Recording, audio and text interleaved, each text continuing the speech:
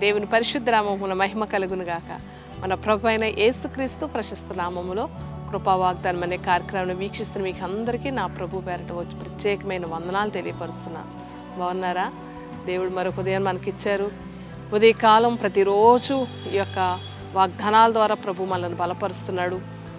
మన ప్రార్థన దేవుడు ఆలకిస్తున్నాడని విశ్వాసంతో మీరు దేవుని యొక్క సముఖములో కూడి ఈ వాగ్దానం కొరకు ఎదురు చూస్తున్నారు. కాబట్టి ఈ దినం దేవుడు మనకి ఇచ్చిన వాగ్దానాన్ని జ్ఞాపకం చేసుకుందామా? పరిశుద్ధ గ్రంథం నుంచి యెషయా గ్రంథం 49వ అధ్యాయము 8వ వచనం. యెహోవా ఇలాగు సెలవిచ్చుచున్నాడు, అనుకూల సమయమందు నేను నీ మొర ఆలకించి నీకు ఉత్తరమిచ్చితిని, రక్షణ దినమందు నిన్ను ఆదుకొంటిని.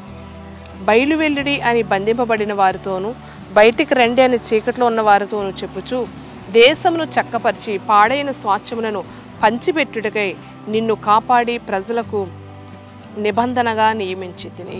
ఆమేన్. దేవుడు ఈరోజు ఒక శ్రేష్టమైన వాగ్దానం. ఆయన ఎప్పుడు వాగ్దానం ఇచ్చి దేవుడు నెరవేర్చే దేవుడు. ఆయన మాటలు నమ్మదగినవి. దేవుడు వాగ్దానం చేసిన దేవుడు నమ్మదగిన వాడు. కాబట్టి ఈ వాగ్దానాలన్నీ ప్రభు మన కొరకు పరిశుద్ధ గ్రంథంలో వ్రాయించిన ఈ వాగ్దానం మీరు నమ్మగలిగి విశ్వసించగలిగితే ఈ వాగ్దానం నీ జీవితంలో దేవుడు నెరవేరుస్తాడు. ఈరోజు ఇచ్చే వాగ్దానం ఏంటంటే, అనుకూల సమయం ముందు నీ మొర నేను ఆలకించితిని. దేవుడు ప్రతి వారి ప్రార్థన ఆలకిస్తాడు. కానీ కొన్నిసార్లు మన ప్రార్థనలకు జవాబులు రావు. కొన్ని గంటలు కానీ కొన్ని రోజులు కొన్ని నెలలు మనము చేస్తున్న ప్రార్థనలకు జవాబు రావట్లేదని కృంగిపోవద్దు. దేవుడు చెప్తున్నాడు, నీ మొర అనుకూల సమయం ముందు నేను ఆలకిస్తాను. ప్రతి మొర ఆలకించడానికి ఏదో ఒక సమయాన్ని దేవుడు ఆయన అనుకూలపరుస్తాడు. అనుకూల సమయంలో నీవు మొర్రపెడుతూ ఎప్పుడూ మొర్రపెడతా ఉండు. నీ యొక్క ప్రార్థన అవసరత తీరే వరకు ప్రభు సందులో ప్రార్థిస్తూనే ఉండు. ఆ ప్రార్థనకు దేవుడు ఏదో ఒక అనుకూల సమయాన్ని సిద్ధపరుస్తాడు. అనుకూల సమయంలో ఆయన నీ ప్రార్థన ఆలకించి దేవుడు నిన్ను రక్షణ కలగజేస్తాడంట. దేవుడు అంటున్నాడు, ఇదిగో రక్షణ దినం ముందు నేను నిన్ను ఆదుకుంటాడు.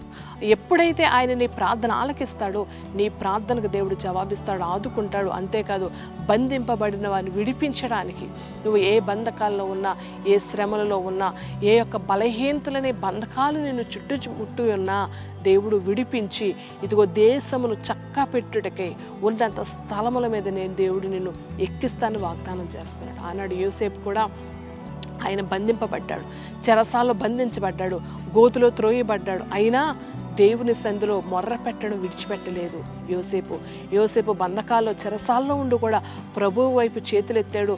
ఆయన మొర్ర పెడుతూనే ఉన్నాడు. శ్రమ వెనకాల శ్రమ వచ్చిన ప్రతి శ్రమలో కూడా దేవుని విడిచిపెట్టలేదు. కాబట్టి దేవుడు ఒక దినమున యోసేపు మొర్ర ఆలకించాడు, యోసేపు ప్రార్థన ఆలకించాడు. అనుకూల సమయంలో దేవుడు అతను మొర ఆలకించి అతనిని విడిపించి అతని బంధకాల నుంచి రక్షించి అతనిని ఆదుకొని ఇదో ఐగుప్తు దేశానికి ఒక గొప్ప రాజుగా ఒక ప్రభుత్వాన్ని చేసే అధికారాన్ని దేవుడు అతనికి అనుగ్రహించాడు. దేశంను చక్కపరిచే కృపను దేవుడు ఇచ్చాడు. కాబట్టి ఈ దినం నువ్వు ఏ బంధకాల్లో ఉంటున్నా సరే ప్రభు వైపు చేతులెత్తు, దేవుని కింద మొర్ర పెడుతూనే ఉండు. నీ మొరక దేవుడు ఏదో ఒక సమయమున ఆలకిస్తాడు, ఏదో ఒక దినము నిన్ను ఆదుకుంటాడు. అంతేకాదు, నీ బంధకాల నుంచి ప్రభు విడిపిస్తాడు, దేశమును బాగు చేసే గొప్పవాడిగా నిన్ను చేస్తాడు. నీ కుటుంబాన్ని, నీ యొక్క ఇంటిని చక్కబెట్టుకుని గొప్ప స్థితినిస్తాడు. ఆ గొప్ప స్థితి కావాలంటే ప్రభు వైపు చేతులెత్తి ప్రార్థన చేద్దాం. మహిమ కలిగిన దేవా, కృప కలిగిన తండ్రి, అనుకూల సమయంలో మా మొర ఆలకిస్తానన్నావయ్యా. రక్షణ దినమందు మమ్మల్ని ఆదుకుంటానన్నావు ప్రభా. దేశమును చక్కపరచడానికే ప్రభా, అయా పాడైన స్వాస్థ్యములను పంచిపెట్టడానికే ప్రభా ఎన్నుకుంటా అన్నాం. ఈ వాగ్దానం మా జీవితంలో నెరవేర్చండి.